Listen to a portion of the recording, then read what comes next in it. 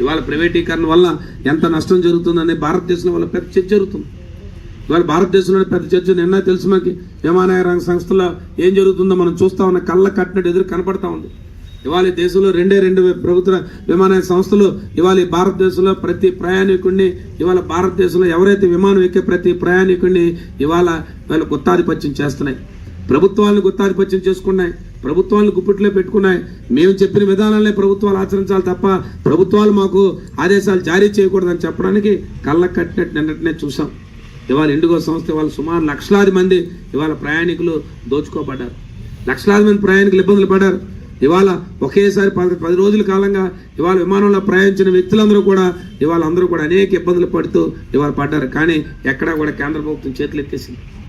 ఇవాళ కేంద్ర విమానయాన శాఖ మంత్రులు మన ప్రాంతవాసి ఉత్తరాంధ్రవాసిని గర్వంగా చెప్పుకున్నాం, మన తెలుగువాడిని గర్వంగా చెప్పుకున్నాం.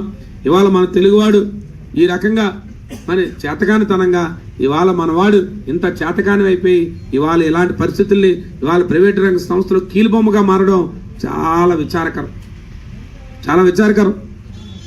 తెలుగువాడిగా సిగ్గుపడతా ఉన్నాం మేమందరం కూడా.